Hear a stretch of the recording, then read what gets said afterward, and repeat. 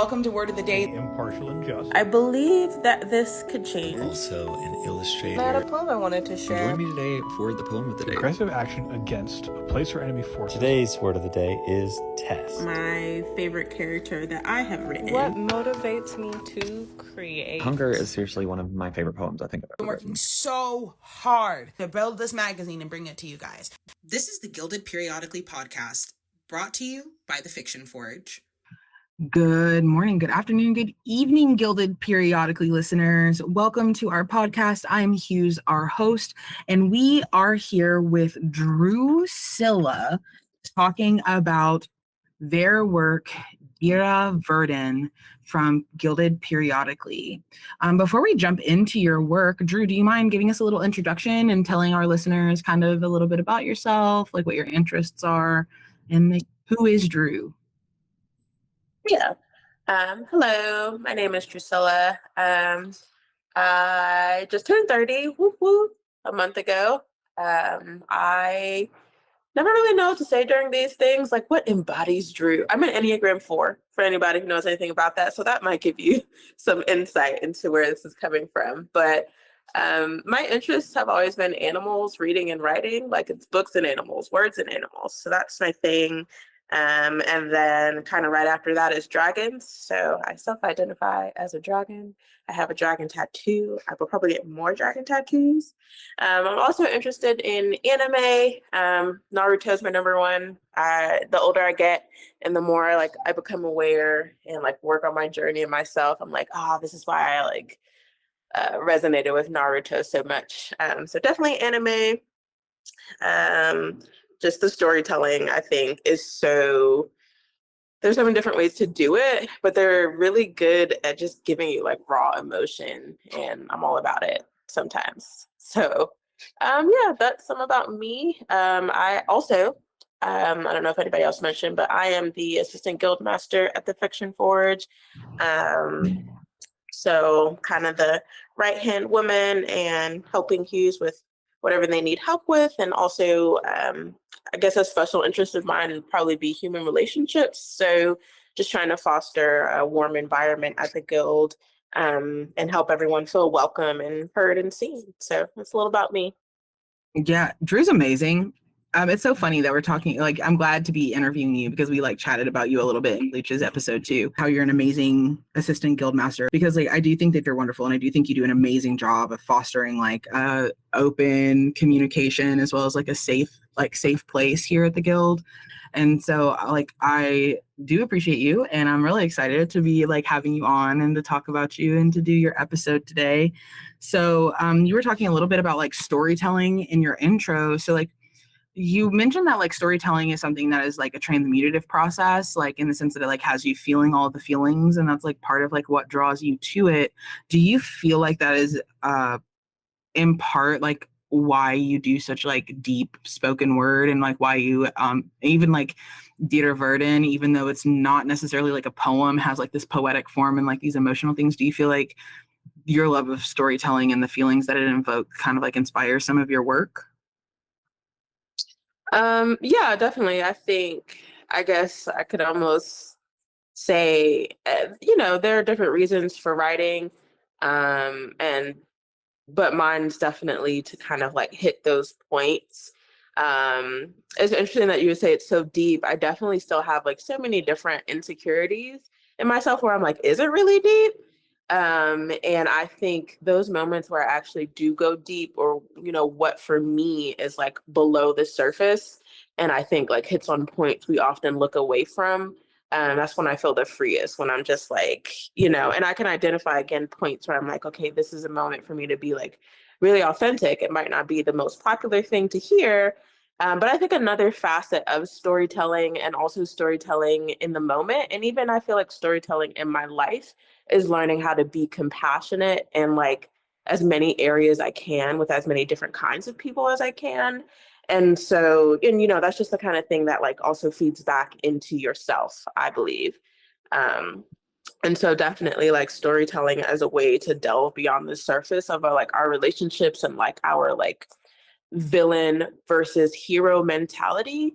and getting beyond that, where human relationships are so nuanced. I think, again, like, with the anime, it can be so surface level in the sense of, I think the emotions are there, right? You're really getting to see it on the characters' faces. You're getting to, some anime just do such a good job where you're really feeling it, and you're like, wow, it's so much more complex. And I really get like both of their dilemmas. I think really good storytelling can do that for you. That's for me where I'm like really drawn in, and what good storytelling looks like for me, where I can empathize on all different sides and points, and it's not just the very Marvel versus evil villain. And I think even in Marvel you can say like it's not really like that. I think it's also part of growing up.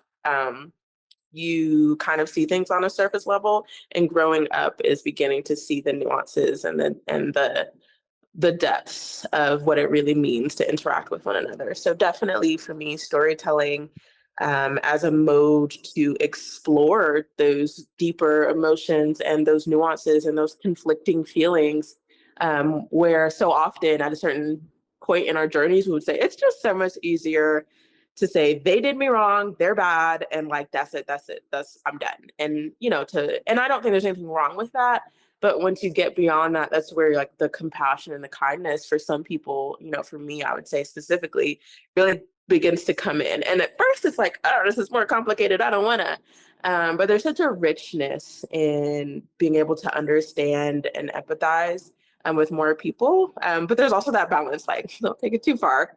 But anyway, yes, so storytelling as a method to explore the depths of emotions is definitely a force and a factor in my writing and the stories that move me.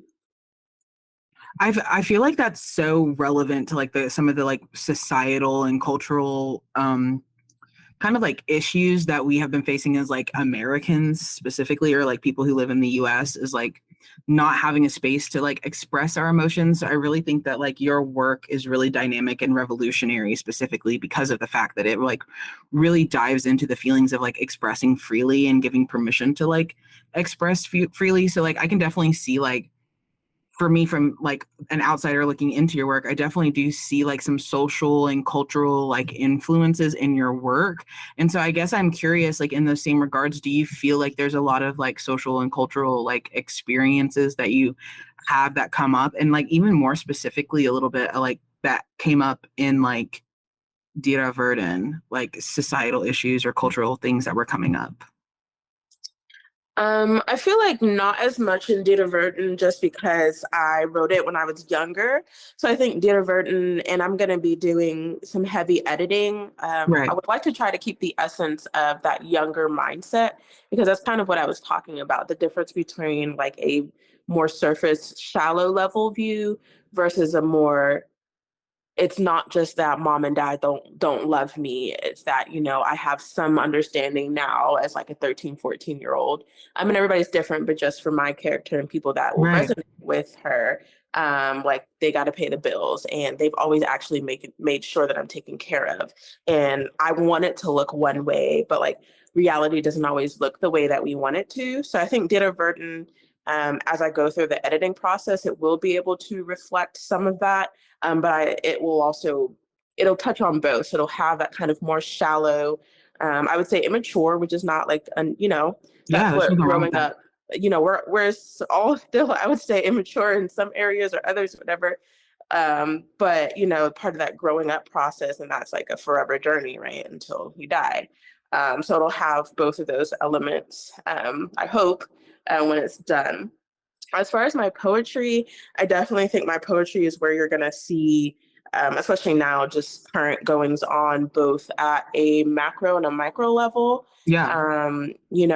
Just being, when everything first started happening across the world, whether that's the Congo or Palestine, and just being so floored in like my immaturity and naivete of like, oh, the world really is a bad place. It really can be a bad place. And just spiraling again, like Enneagram 4, Aquarius, a lot of Pisces in my chart, and just my desire for like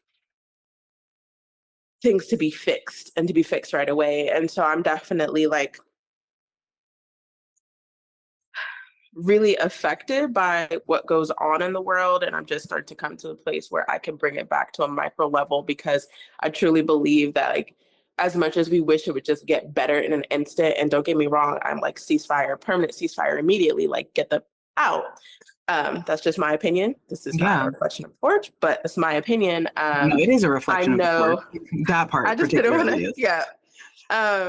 I know that work still needs to be done on so many different levels, and we want it to be like everybody joins together and like we're in it, but it is unfortunately not realistic.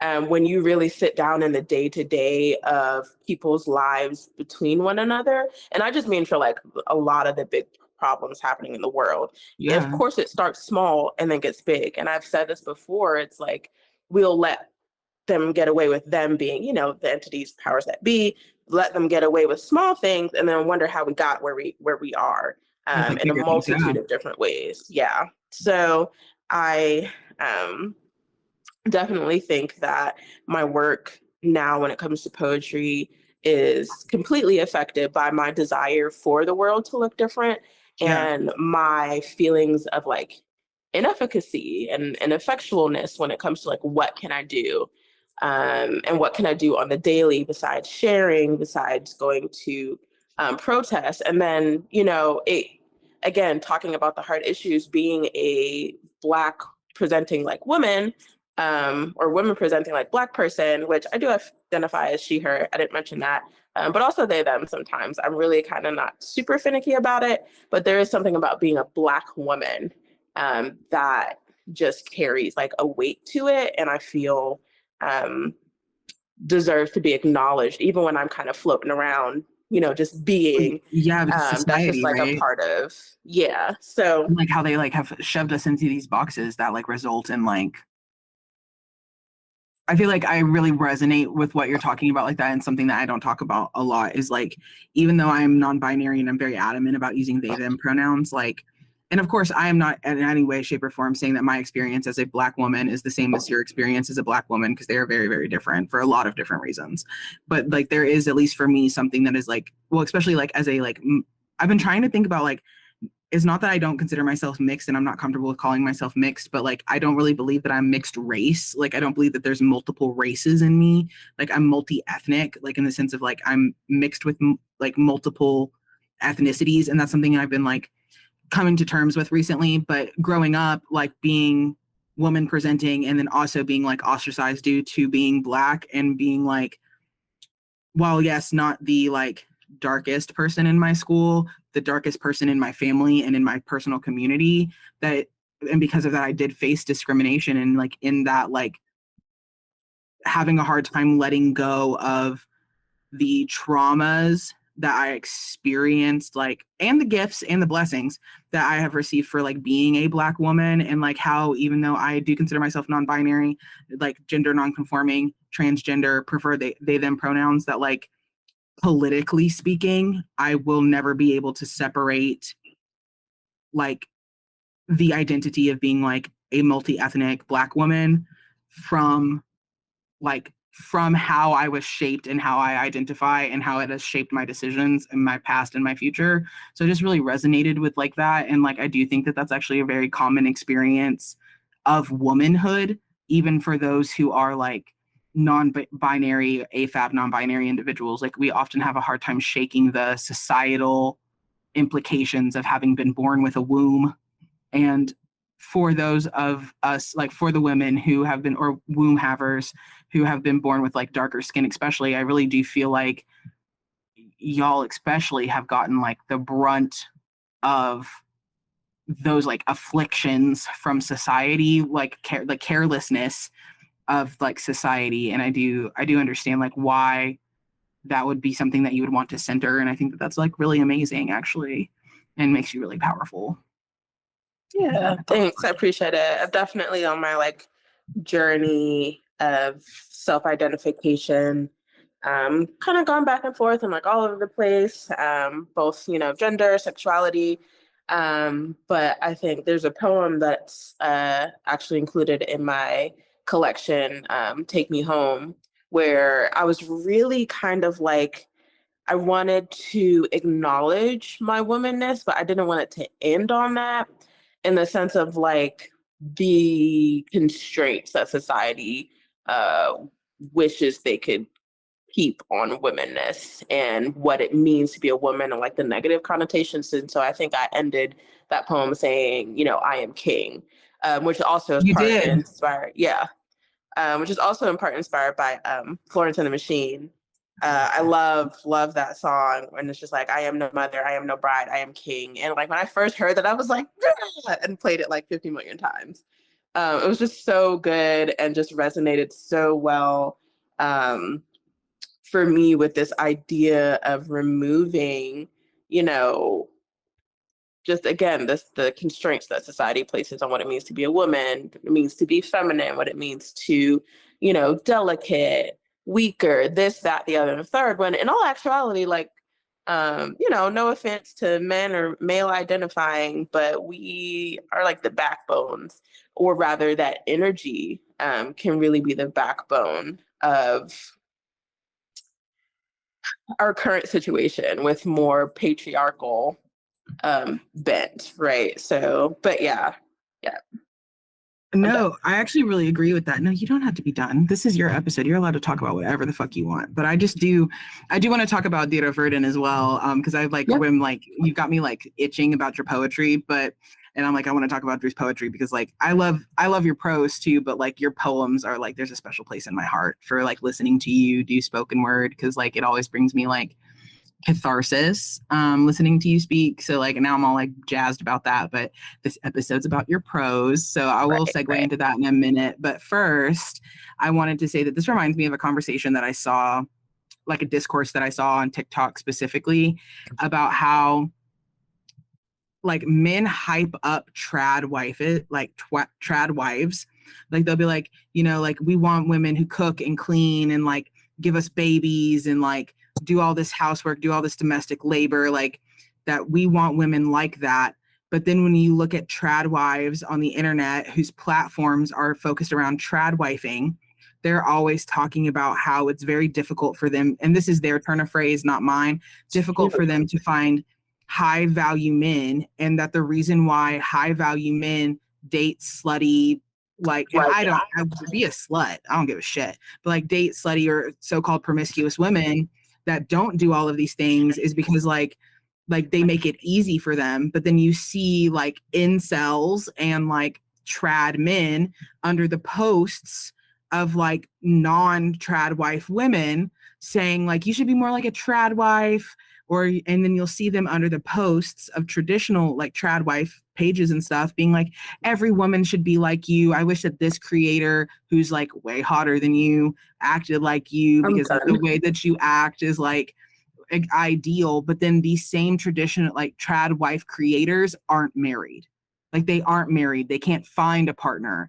And then these same like incel men saying that they want trad wives never marry trad wives. And so the discourse that I saw was a woman responding to a video talking about this, saying that it's not that men want traditional women. What men want are strong, independent, self-reliant women that they can break, and they can break into the positions of being like trad wives. They don't want someone who's already submissive, who's already following like trad wife rules. What they want is a woman that they can break down and force, because that's so much more interesting and compelling and like tasty for them to like force someone into submission rather than having that submission offered. And I think that that's very interesting in regards to specifically what you were saying about like the idea of womanhood actually being the backbone of society, and that society's obsession with womanhood and utilizing womanhood as a source of power like is integral to the creation of patriarchy, because the patriarchy only exists to like, it oppresses men, but the centerfolds of the patriarchy is to create like submissive women who like follow the like follow the lead, but it's all built on the idea of breaking down powerhouses and the recognition of women being the backbone and power of society. So in order for men to rule society, they have to kill and destroy women. And if that was to happen, there would be no more society. So I think that that's so interesting, because I like just completely agree with you on that, and just like am very impressed with like, one, your logic, and two, like just like the discourse in general. And I was like really blown away when I saw that post, because I was like, oh my God. Like, I mean, I knew that, but like also like, oh my God, it's so insidious.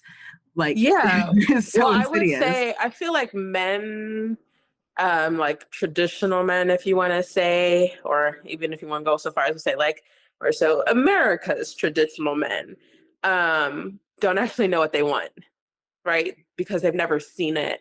I think all of us are yearning for something that looks healthy and whole and hale, but there's so much, again, like you said, patriarchy affects us all to different degrees, but it affects us all.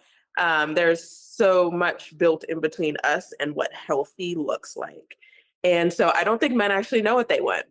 I think that, there's almost this emptiness that is built from being denied access to your emotions. And I really try to delve deeper here, because it's harder for me as a Black woman presenting person to like relate to, let's say a white male, which, let's not go too far, but y'all know what I'm trying to say. In the interest of being able to communicate with one another and to grow together, because we do need each other, preferably. Backgrounds. But I think number one, men don't really know what they want, because you don't know what it looks like. And if you don't go looking, right, if you don't say, I grew up one way, so it is clear to me that I probably have some work to do, and I should really start paying attention to myself, my actions, my words, all of that. That takes work, right? But I would also say that I definitely agree.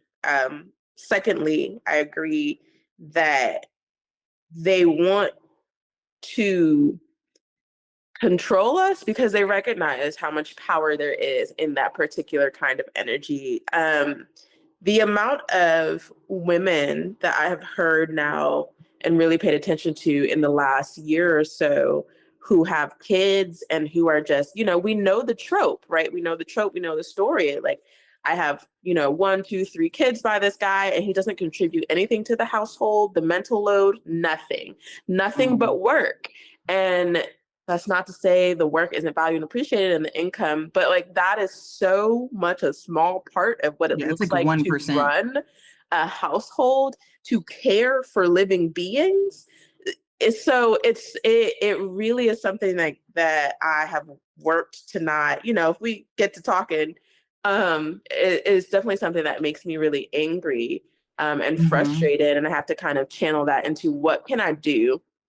And, probably wouldn't get me very liked by men, but I really want these, women presenting, especially like there are also so many women who are stuck, if you will, in these pre-conscribed boxes and modes where a woman will say, again, another trope of ours, but there's truth in the tropes, right?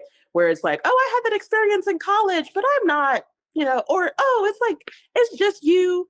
I'm not really, or, I heard some, and that's not to say that this woman is not, straight, but her reasoning for her being straight, I met her recently, was, I have kids by a guy, so I definitely can't be. And, this was just in passing. And so it could mean nothing. But I think for some people, it does mean something, where it's like, well, according to the current of my life, these things hold true.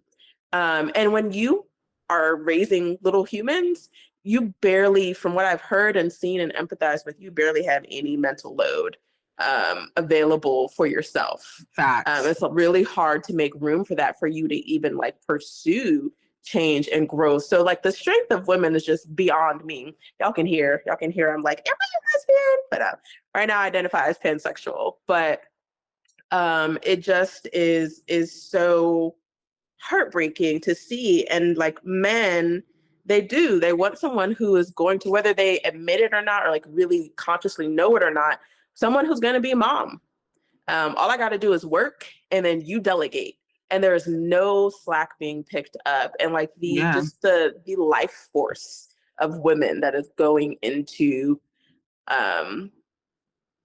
these kinds of relationships and into our society, when like that power could be used for so many other things. I'm a big believer in just like, and this is not just with women, right? Let's just say this is like with healthy, well-adjusted, mutually cared for people pouring into one another. But just speaking of that like womanly energy, like you pour in, it's that creative energy. It's that earth mother energy. It's that you could take care of me and I will multiply in abundance, right? That I've really seen be true. So yeah, it's a rough one.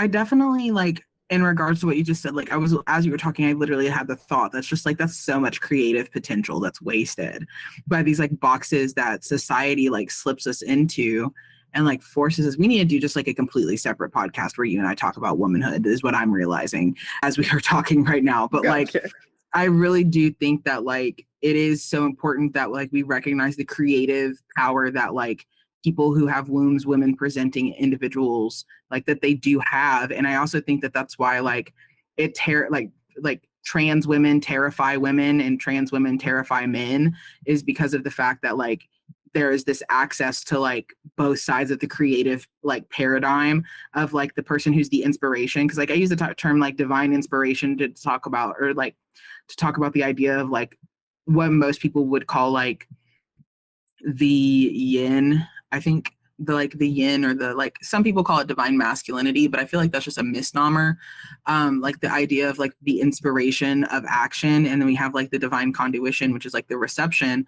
And like I think that that's what makes trans people, non-binary people so powerful, is because they're able to very seamless, and you can be like completely cis and have access to both of these things. But I do think that that's what makes like trans individuals so fucking powerful and scary to others, is because they have like fully learned how to like slide between both sides of like this creative paradigm that allows for them to have strength in these so-called masculine spaces, and then also still have strength in so-called feminine spaces as well. And so I just do think that it's like ever shifting and like a big waste of creative potential to just shove people into boxes and not allow us to like express ourselves. And earlier you were talking about like, well, what can we do? Like, what can I do to change these things? And like, I think that the most important thing that most people don't know that they can do is that you can write, you can create, you can make space. And even though you might not think it's going to change things on a global scale, not all changes on a global scale happen because you have a lot of eyes on you. Lots of times these big, large scale changes that we're looking for actually start on the like micro scale of like, what can I change in me? What can I change in my habits, my house, my friendships, my community, like, and then so on and so forth. And I do think that, at least specifically like with the Fiction Forge, and why I'm so privileged to be able to like sit here and talk to you today and like have had some sort of, I don't own your work, but to be able to have some ownership in the presentation of your work, like why I'm so proud to like have you guys here, because like I feel like the Fiction Forge as an organization, as a guild, like is part of that like micro change that we are like consistently talking about like as individuals. And I actually think that Dyr Verden is a good example of this too, because it creates a space for like adolescents to be able to start reconnecting to like their selves and their spirit and like who they are. So just to kind of segue a little bit, do you mind giving us kind of like a summary of like what you imagined? Because I know that I think it's finished maybe, but still needs some heavy editing, but like what your plot, like what the summary of Dyr Verden as a complete work, like what that looks like. So with Dyr Verden, again, so this book was started in 8th grade and finished in 10th grade and has been edited and re-edited, and let's hope this is the last year with the help of the Fiction Forge. and we get her out there. But Dyr Verden is definitely self-reflective, obviously, because I started it when I was, in 8th grade. So where, you're still pretty about yourself in those ages, and maybe even more so as you gain more awareness, as it were, that you're an individual person. And so Dyr Verden definitely began as a way to transmute, even though I didn't know I was doing it.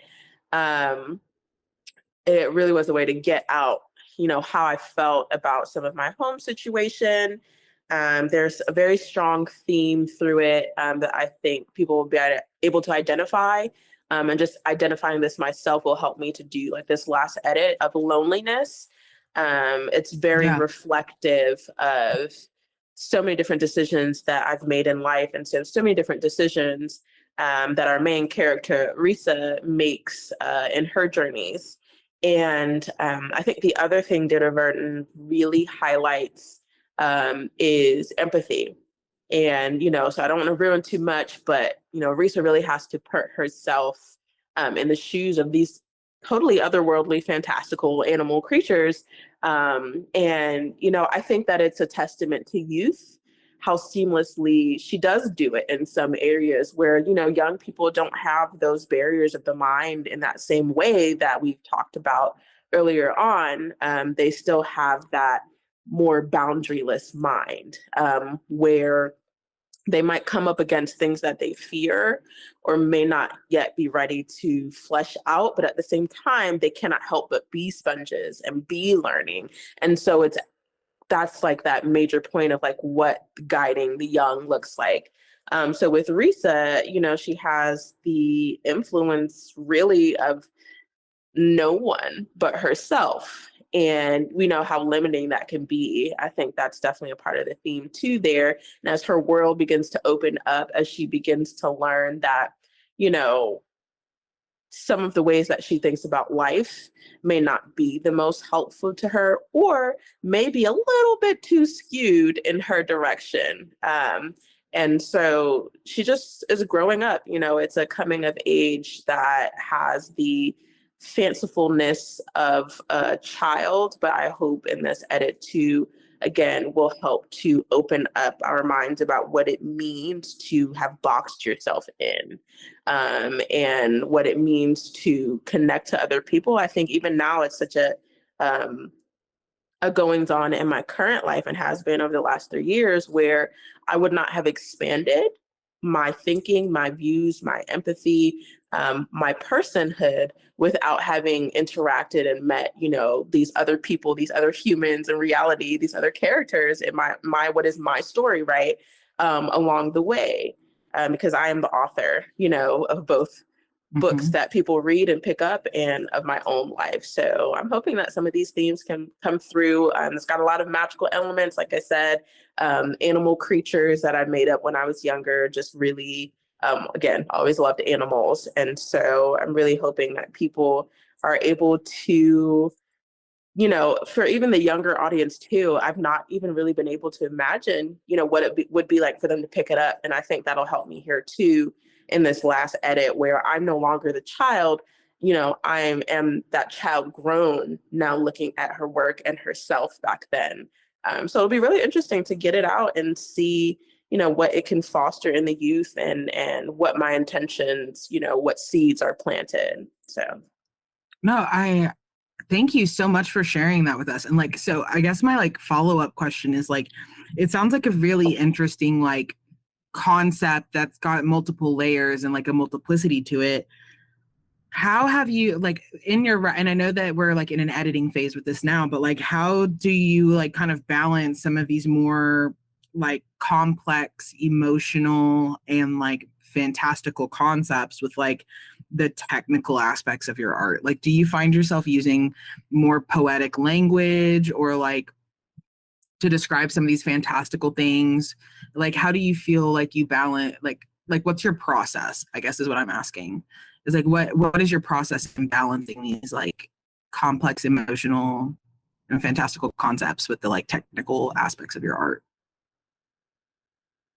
So I think right now and you could perhaps call it a little bit more of an immature approach. And again, not in a negative way, but I really roll off of intuition. I think for me, when it comes to my written work or just spoken, I am working so much in my daily life between, the friendships I have with clients, friends, all the different relationships I have. I work so hard on a micro level out loud, like in reality, that when I do go to write or I do go to speak, it is then translated into those moments. And so I think a lot of the times right now, I haven't had to go back too much. And so again, that's going to be a big part of Dyr Verden, where I have, edited like the first 3 chapters, I believe.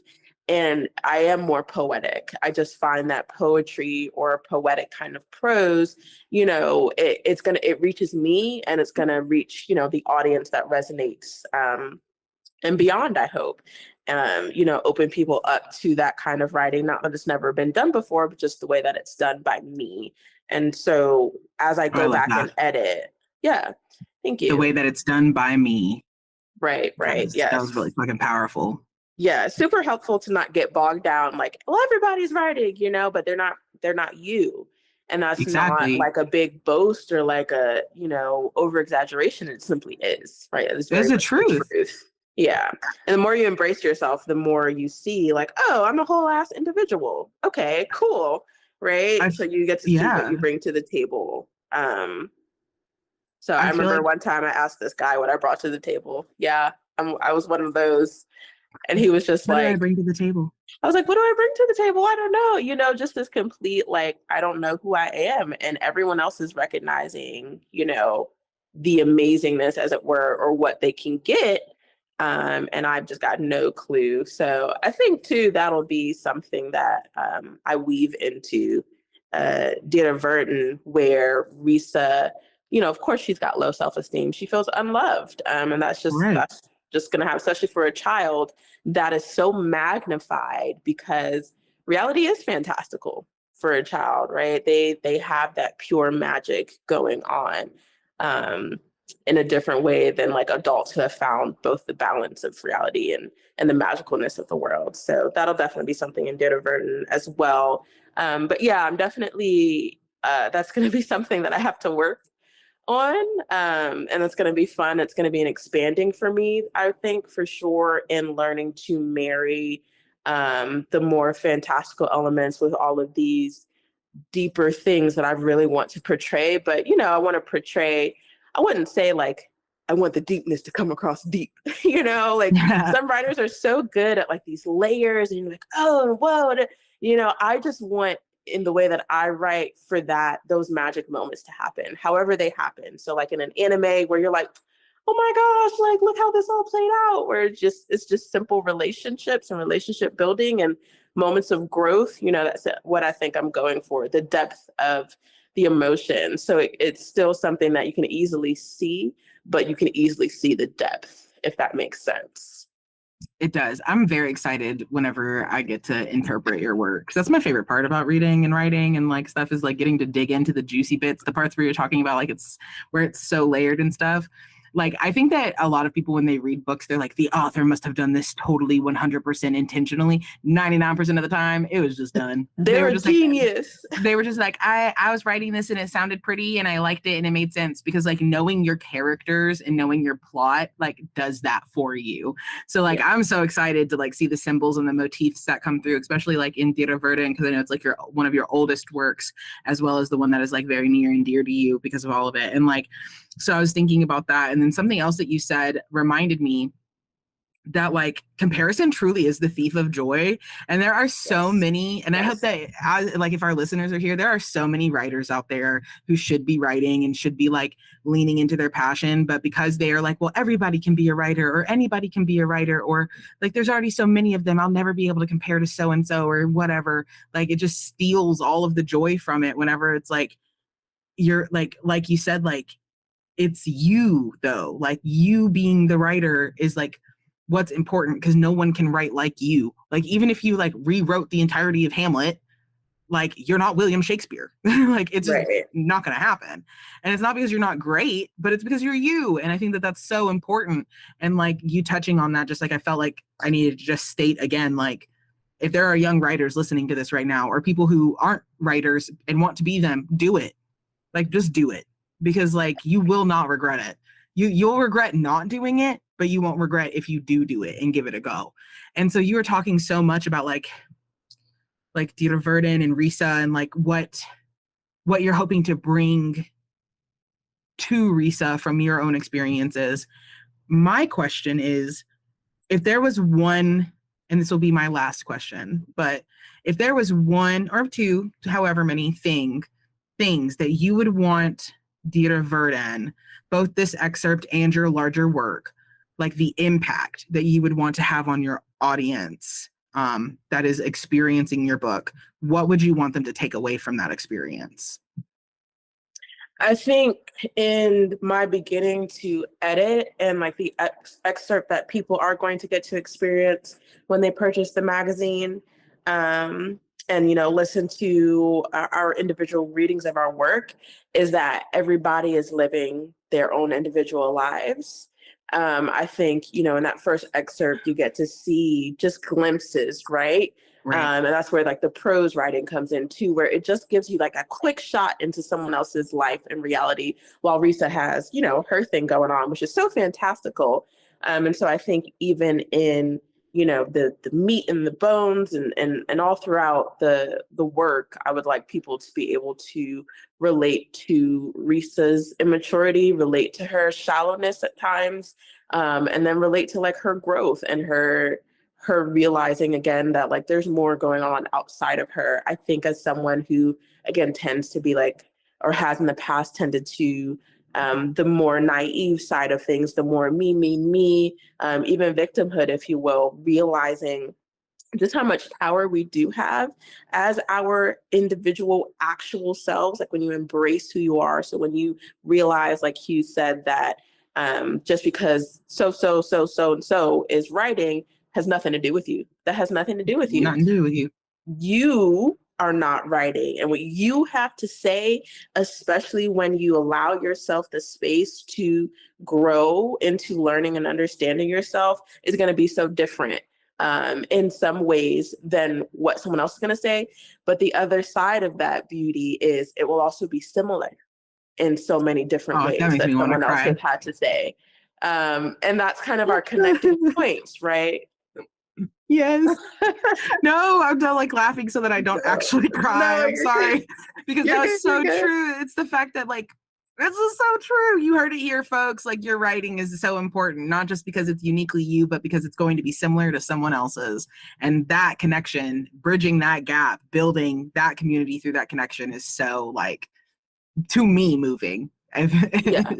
Yeah, for sure. That's my goal. My goal is for people to embrace a radical level of individuality while also embracing a radical level of connectivity, interconnectedness, compassion, where, again, so often we want to say, well, this person did this, and this to me, and they are in the wrong, rather than this person really messed up. It was hurtful. It honestly sucked. And we may not be able to reconcile to have the same relationship we had before, but I can understand. And again, take this as it hits, right? Because there are so many different situations.